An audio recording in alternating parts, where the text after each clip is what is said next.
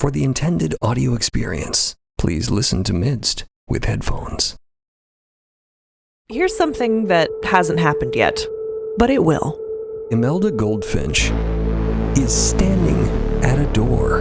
Her hair is freshly curled, her abacus gleaming, her notary's raiments formal and immaculate.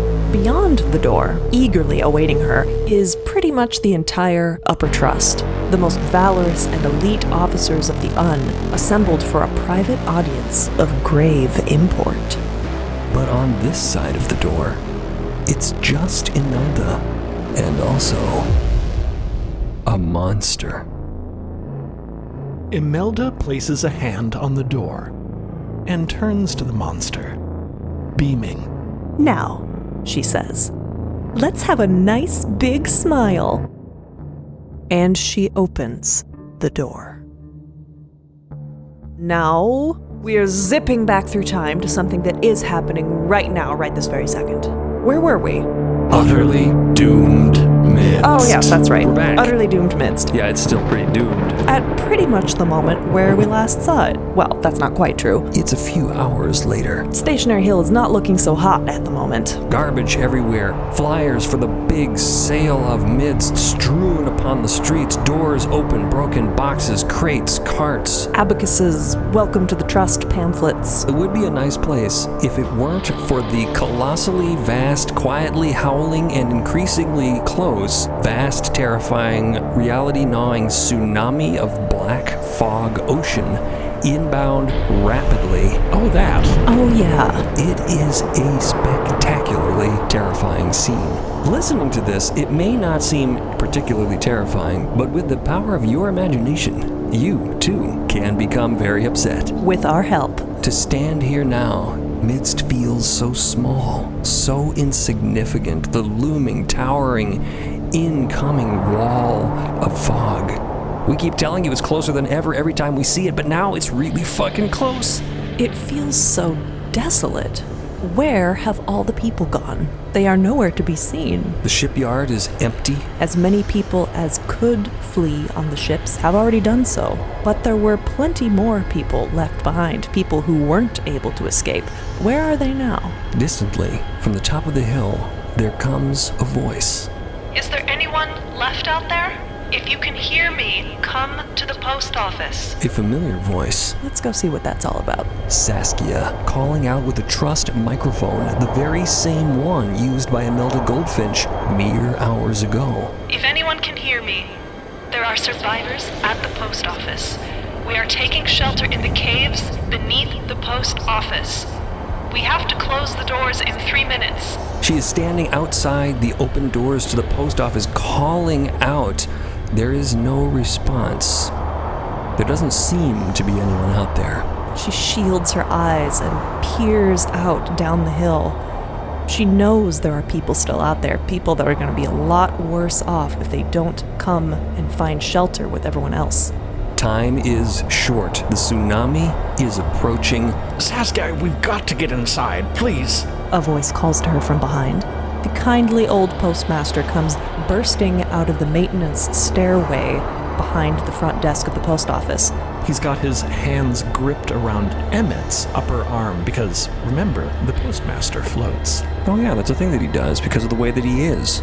Emmett is helping keeping him grounded. Also, he's come along as additional muscle in case they literally have to physically drag Saskia down the stairs. This is the second or third time she's done this after being forbidden from coming upstairs again. We don't have 3 minutes, Saskia. 3 minutes ago we said 3 minutes. We need to get underground now. But there are still people missing. I haven't seen Zila, I haven't seen... Tell them to bang on the doors if they need to get in, but we need to get in now. Not that we should really be opening the doors for people after the 3-minute mark. Emmett remarks somewhat under his breath. No, there don't seem to be any people left. If they were going to come, they probably would have come by now. Saskia has been yelling for a while. And even 3 minutes seems to be stretching it. They're out of time. Saskia huffs a sigh. Fine, okay, you're right. She lowers the microphone, slams the post office front door shut, and and begins to retreat with Emmett and the postmaster. The postmaster guiding the way rapidly back behind the counter of the post office, throwing open the doorway again, the stairs descending down into the stony depths below the ground. Saskia rubs her face. I just can't bear the thought of anyone left out there. What if right after we lock the post office, someone comes banging on the door wanting to be let in and we can't... Suddenly, there's someone banging on the door. Ah, shit, the postmaster yells. Saskia's already running. I'm coming. Saskia is already halfway across the post office, flinging the doors open. Get him down quick. We're going down, Saskia. You are not a second too late. Get it? The words freeze in her throat. It's him. Standing outside the door of the post office is a man in a suit of armor. Silver. A cape, dusty, half hanging off of one shoulder. He has this haunted, distracted, deflated, almost wet, tear-stained sort of look. Shell-shocked. 1,000-yard stare.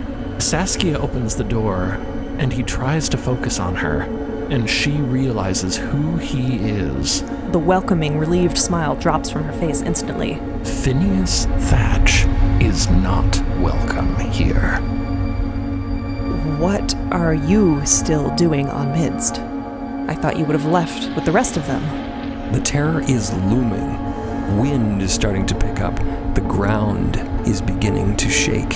Saskia closes the door slightly, speaking to Phineas through a narrow crack. You are not coming in here. You are not welcome with these people. The post office shelves begin vibrating. Surely I don't need to explain why. Of course not, Phineas says. Oh God, he is a mess. I understand. I only wanted to help. Can I help? Is there anything I can do? I'm sorry. Saskia is about to simply slam the door on him, but then she has a better idea. You want to help, huh? He nods. It's my job. Cable communication into the fold isn't working anymore after the blast destroyed the equipment, but if we could send someone in person... He doesn't get it. There is help on Sequester. It's the next nearest islet down in the fold. You go there, you find the mothers, and you tell them Midst needs their help. Phineas stares blankly at her, confused. It's like she's speaking in code. The mothers? But I don't have a ship. There's no time for this. Saskia looks up at the tower, The post office tower. with its long inter-isletary cable stretching off into the fold, away in the other direction from the incoming terror tsunami. Saskia turns back to Phineas. There is one way left off the islet. You see the tower? You see the cable? There's a mail car connected to that cable that will take you down into the fold to another islet where you can get help. Is there anyone else that should come too? Do you need to escape?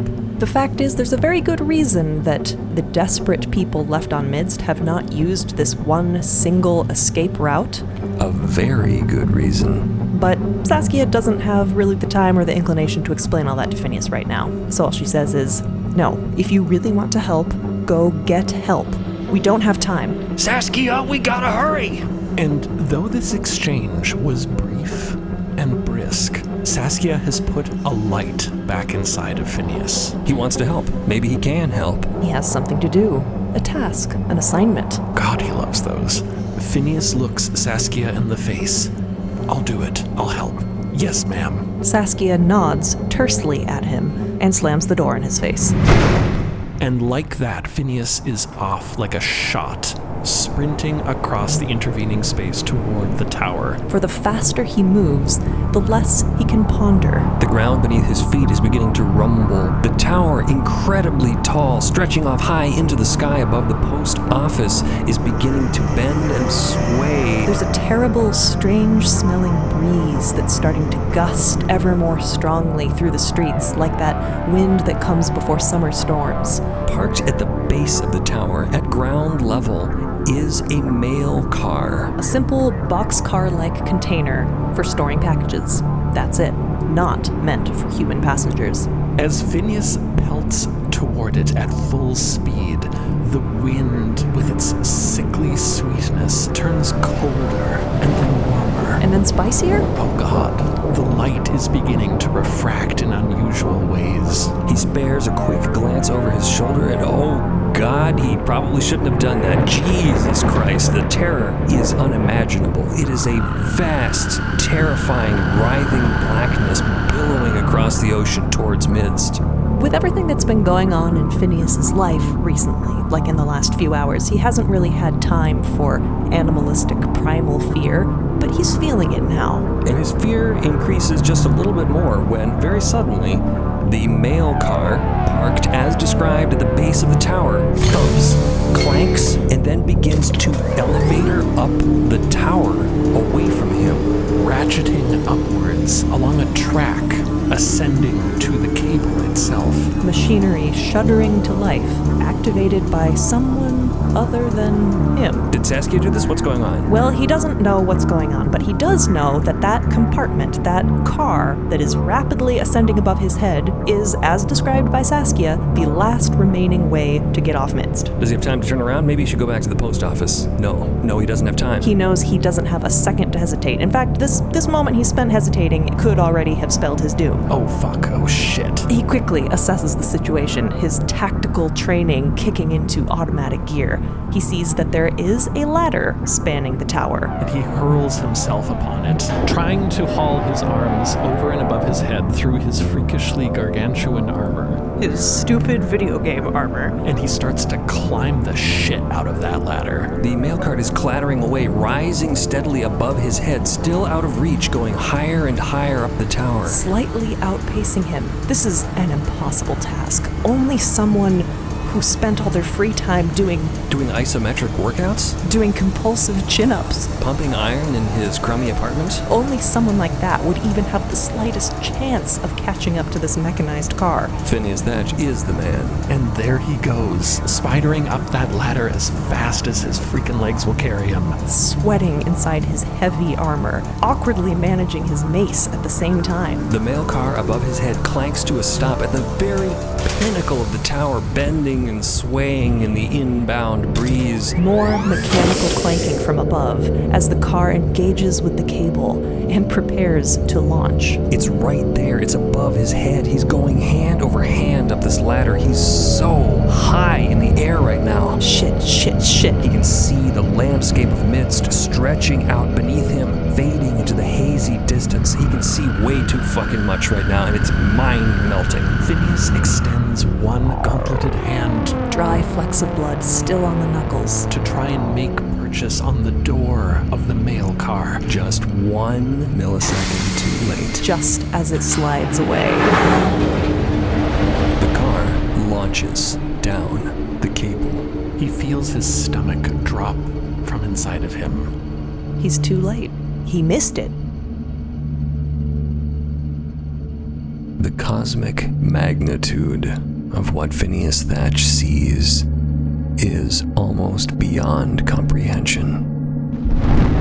The towering altitude, the careening horizon, the sheer, terrifying, black hole nightmare vortex, void, gnawing, closer.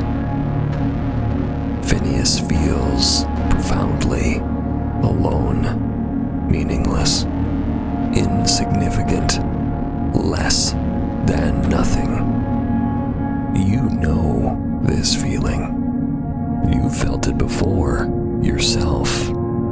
Hopefully not recently, and hopefully not often. Phineas Thatch is at the top of a tower, at the highest point of an utterly doomed islet, about to be consumed by complete and total reality-bending devastation. This day is not going well for him. Trapped between a rock and a hard place, where the rock is an incomprehensible natural disaster of unprecedented magnitude, and the hard place is his only means of escape. There it goes. Or really his only means of finding purpose, which kind of ranks higher than escape in Phineas's mind, which is a little fucked up. We'll get into that later. There it goes, zipping down the line. No. Failure is not an option. He has already failed a lot today. He can't fail again. And let's look at the situation the way Phineas is looking at it right now. There's a cable leading from exactly where he is right now, straight to that mail car. He can work with that.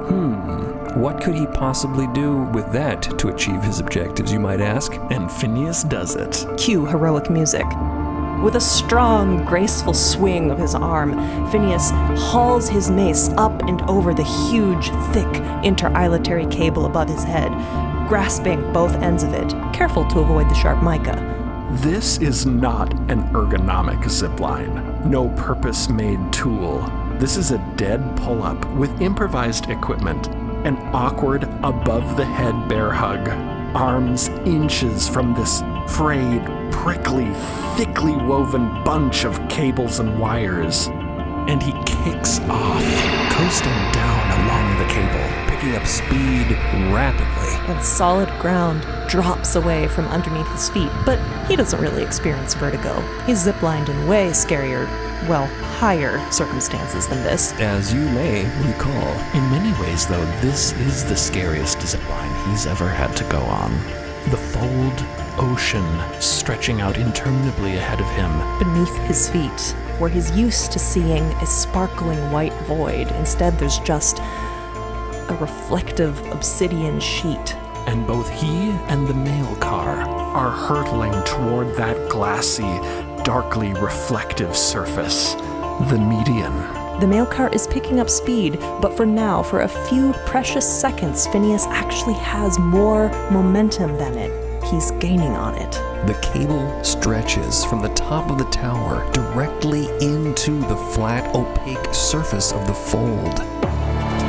Into the black fog ocean to the leeward, down current side of the Islet of Mids, opposite the incoming terror. The perfect angle for escape, leading to help. And more importantly, to some kind of purpose for Phineas. The median is fast approaching.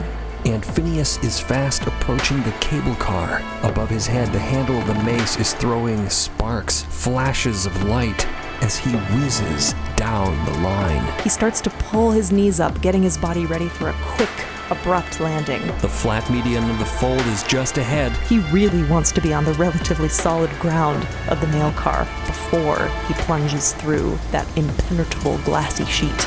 He lets go of one end of the mace, swings it back down to his side, falls through thin air for a heart-wrenching moment, and lands solidly on the roof of the mail car. Just as the entire mail car, Phineas included, plunges into the fold. Sudden, total, enveloping blackness. Like night, but different.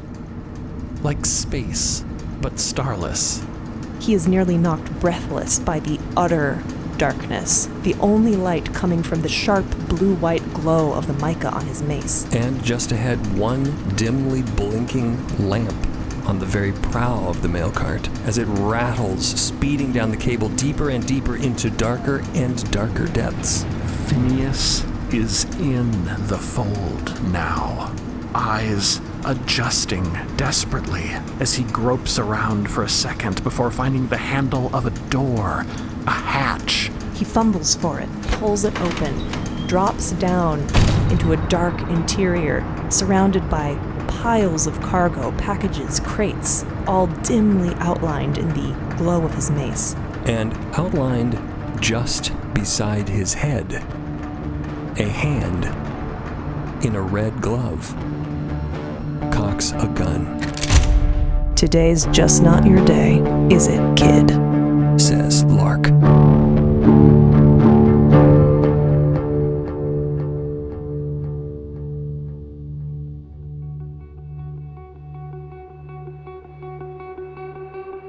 Welcome back to Midst.